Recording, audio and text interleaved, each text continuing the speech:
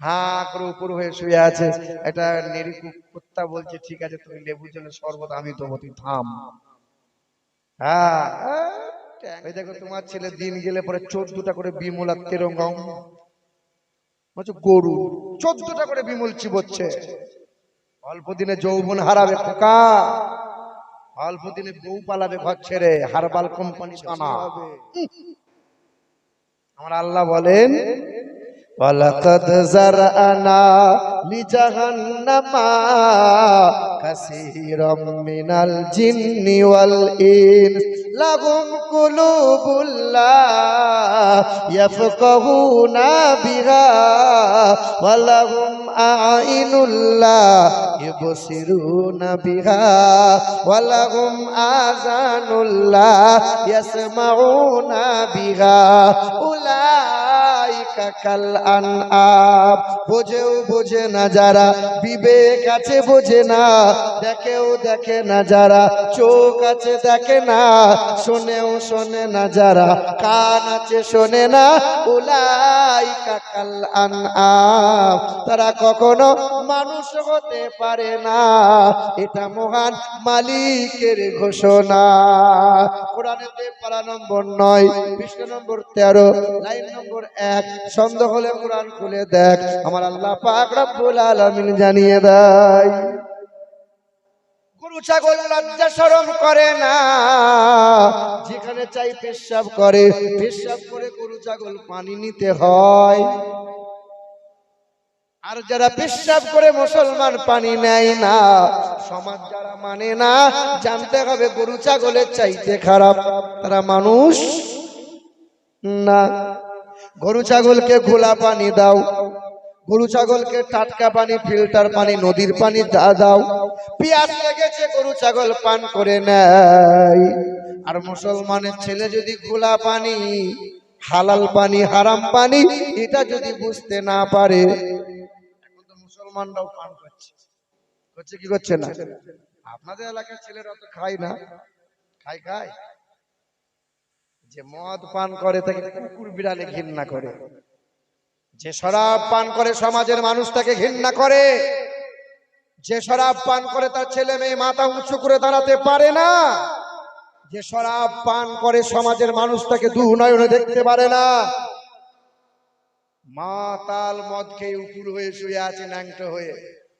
দেখেননি যে মাতাল যে মদ পান করে, হিন্দুদের ধর্মগ্রন্থে লেখা আছে, কোরআনে তো 4 জায়গায় বলা আছে তোমরা শরাব পান করিও না, বারবার বলা আছে শরাব পান করলে পরে জান্নাতের সুগন্ধি কোনোদিন পাবে না।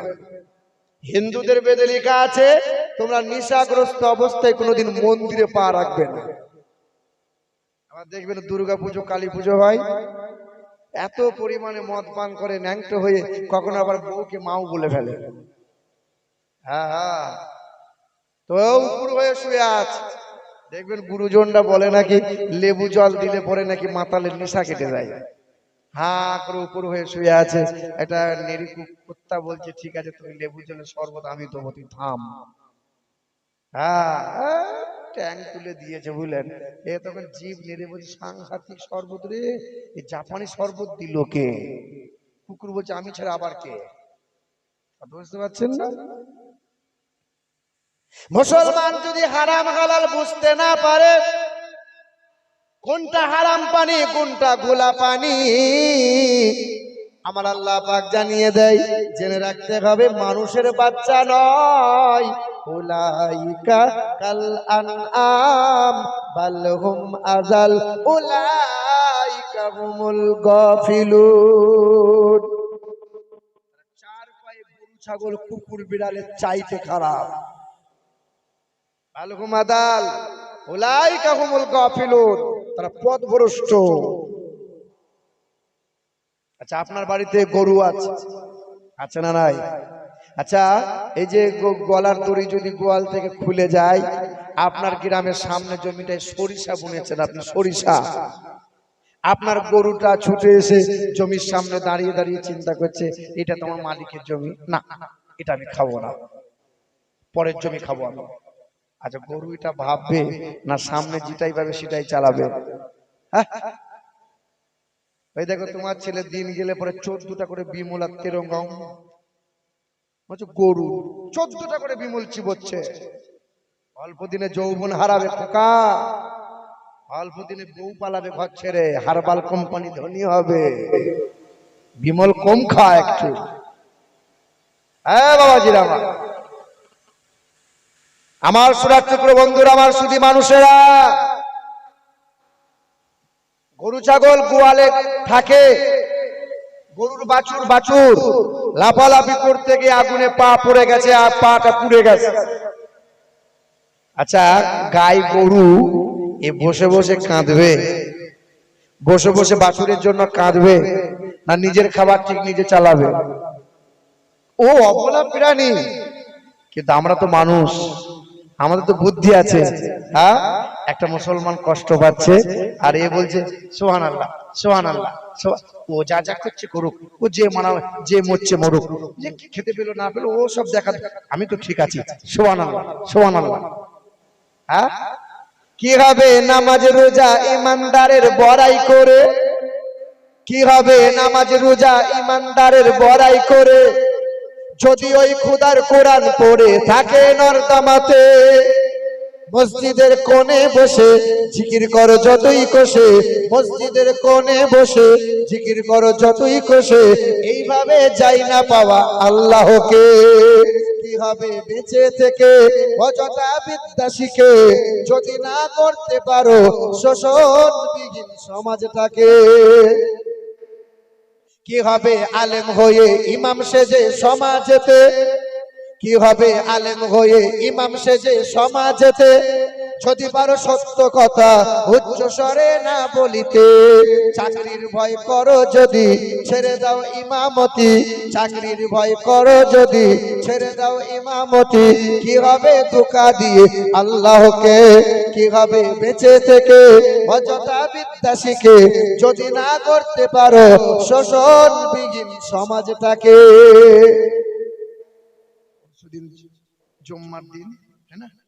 আপনি জুম্মার দিনে বলবেন হুজুরকে, ইমাম সাহেবকে বলবেন যে সমাজের যত সত্য কথা নোংরামো যত চলছে, সত্য কথাগুলো দাঁড়িয়ে দাঁড়িয়ে মসজিদে ওয়াজ করুন। আপনার হুজুর কিন্তু সব সত্য বলতে পারবে পারবে। ইমাম সাহেব যদি জুম্মার দিনে দাঁড়িয়ে দাঁড়িয়ে বলে দেয় যে ব্যক্তিটা সুদের কারবার করে তার ঘরে আমার খাবার খাওয়া যাবে না, যে ব্যক্তিটা মাঝে মধ্যে শরাব পান করে তার ঘরে খাবার খেলে আমার দোয়া আল্লাহ কবুল করবে না, যার বউটা পেট বার করে পঞ্চায়েতের ব্যাংকে যায় আর বন্ধনে লোন আনতে যায় তার ঘরে আমার খাবার খাওয়া যাবে না। আপনাদের দিকে সব যায়, লোন আনতে যায়, মা বোনটা যায়, বাবা হ্যাঁ আমাদের ওদিকেও চলে বাবা, তবে এখন একটু বলে বলে কমেছে।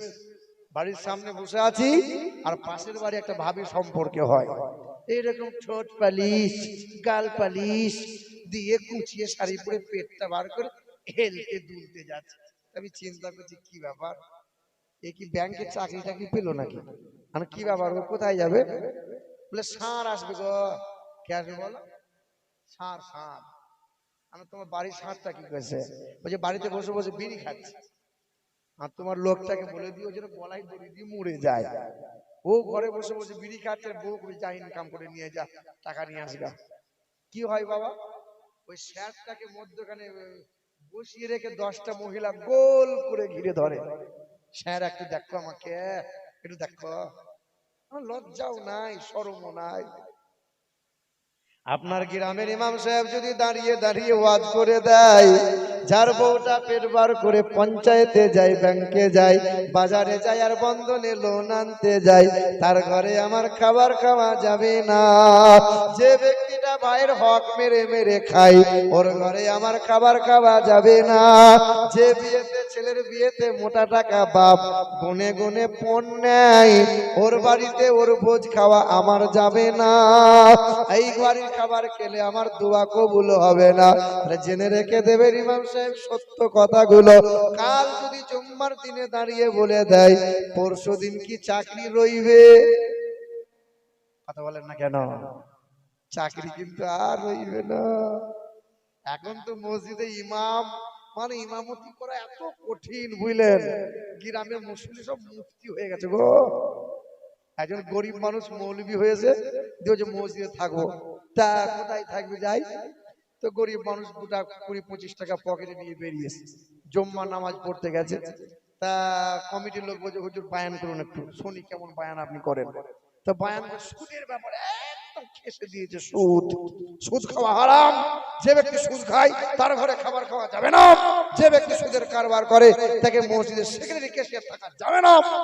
খুব বলেছে। জুম্মা নামাজ বাদ, সেক্রেটারি বলছে চাকরি কিন্তু আমরা হতো, এই ওয়াজটা যদি আপনি না করতেন চাকরি ফাইনাল হয়ে যেত। আমি মাঝে মধ্যে একটু অল্প স্বল্প সুদ খাই, আপনি বাড়ি চলে যান, পরে দেখা যাবে। চাকরি হলো না। দ্বিতীয় আর একটা মসজিদে গেছে, আবার ওয়াজ করেছে। ওয়াজ করেছে মহিলাদের পর্দার ব্যাপারে, যার বউ পেট বার করে এখান ওখান করে সেজন্য মসজিদে ক্যাশিয়ার না থাকে। তা জুম্মা নামাজ পড়ে বলছে, হুজুর আপনি বাড়ি যান, ফোনে জানাবো আপনাকে। যে কেন, কি ব্যাপার? চাকরি আপনার হতো, আমি মতোয়াল্লি লোক, আমার বউটা একটু মাঝে মধ্যে পঞ্চায়েত যায়, আর আপনি যে ওয়াজ করেছেন চাকরি কিন্তু ওটা হবে না। তা মৌলভী সাহেব বাড়ি গেছে, তা মৌলভী সাহেবের বউ বলছে, তুমি ওয়াজ করছো কেন মসজিদে গিয়ে? তুমি বায়ান করো না, ডাইরেক্ট গিয়ে নামাজ পড়াবে, তুমি পাকামো করে আবার ওয়াজ করছো কেন? বলে ঠিক বলেছে, আর ওয়াজ করবো না, ওয়াজ করছি কিন্তু চাকরি হচ্ছে না, ওয়াজ কিন্তু আর করবো না। তৃতীয় জুম্মাতে একটা মসজিদে গিয়েছে, সোজা কিন্তু ডাইরেক্ট জুম্মার নামাজ পড়াবে, দিয়ে নিয়ত করেছে আলহামদুলিল্লাহি রাব্বিল আলামিন। সূরা ফাতিহাটা পড়ার পর লম্বা সূরা ধরেছে, ইয়াসিন ওয়াল কুরআনিল হাকীম ইন্নাকা লামিনাল মুরসালিন।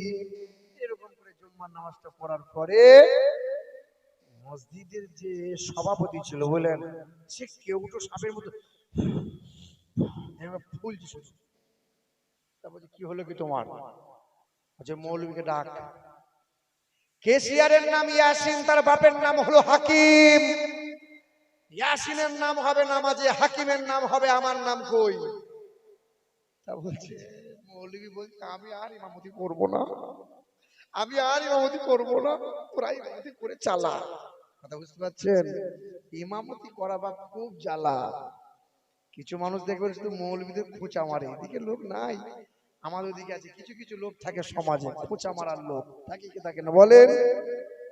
এ বাবা, ইমাম সাহেব বসে ছেলেগুলোকে কোরআন পড়াচ্ছে, একটা মুরব্বী লোক চাকরি থেকে রিটায়ার হয়েছে, বউয়ের কাছে সুখ সম্মান পায় না, তা মৌলভীকে খোঁচা মারবে, মানে এমন এমন প্রশ্ন করবে মৌলভী যেন উত্তর দিতে না পারে। এসছে, আসসালামু আলাইকুম। ইমাম সাহেব বলছে, এত সুর করে সালাম দেয় কে? ছেলেগুলো বলছে, হুজুর ও সাংঘাতিক বিছুটি মাল, একটু সাবধানে। তো ঠিক আছে দেখি। তা বলছে, ওয়ালাইকুম আসসালাম, কি ব্যাপার চাচা? বলছে, বাপ আপনার কাছে এলাম গো। তা আমি যখন ঘর থেকে বেরিয়েছিলাম তখন আমার ঘড়িতে বাজে 8টা, এখন আপনার মসজিদে এখানে দাঁড়ালাম, এখন বাজে 10টা। কতক্ষণ লাগে? 2 ঘন্টা। আচ্ছা 2 ঘন্টা যদি আসতে সময় লাগে তাহলে আমার বয়স কত? তা মৌলভী সাহেব বলছে, আপনার বয়স আপনি জানেন? আপনি জানেন? তো বলছে, মৌলভীদের বুদ্ধি নাই, ঘরে বলতে পারে না। যারা বাংলা লেখাপড়া করে তারা জানে একটা অঙ্ক আছে, পুত্রের বয়স যদি এত হয় তো পিতার বয়স কত? আছে এরকম একটা অঙ্ক। এ কিন্তু ওই হিসেব ধরে প্রশ্ন করেছে, 2 ঘন্টা আসতে যদি সময় লাগে বয়স আমার কত? 10 বছরের তালবিল ইলমটা মৌলভী সাহেবের কাছে পড়ছে, আর বলছে, হুজুর উত্তরটা আমি দেবো।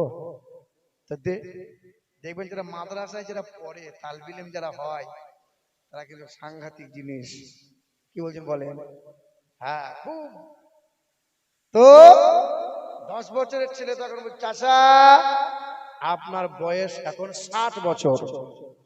মুরব্বী ভাবছে যে বাচ্চা ছেলেটা তো বললো, ঠিকই তো বললো আমার বয়স 60, কিন্তু বাচ্চা বাচ্চা ছেলে জানলো কি করে? বাবা তুই কি করে জানলি আমার বয়স 60 বছর? না চাচা আপনাকে শুনতে হবে না। না বাবা বল, বাবা কি করে জানলি? বলে চাচা রাগ করবে না। না বল বল। বলে আমার বাড়িতে আমার একটা বড় ভাই আছে, আমার বড় ভাইটার বয়স এখন 30 বছর। কত কত বলো? কিন্তু আধ পাগলা। এই দেখো ক পাগলা? আধ পাগলা। কত পাগলা? তাই বসে বসে হিসেব করলাম, বড় ভাইয়ের বয়স যদি 30 বছর আধ পাগলা হয়, তাহলে ফুল পাগলা হলে বয়সটা কত হবে? কত হবে বলো? হ্যাঁ, তখন এ চিন্তা করছে সব জায়গায় পাকামো করা যাবে, কিন্তু এদের সাথে পাকামো করে পার পাওয়া যাবে যাবে না। তাই বাবাজির আমার, ইমামদের সম্মান দেবেন, ইমামদের ভালোবাসবেন, তালবে ইলমদের ভালোবাসবেন। একবার দরুদ শরীফ পড়ি, আল্লাহুম্মা সাল্লি আলা মাওলানা মুহাম্মদ ওয়া আলা আলি সাইয়্যিদিনা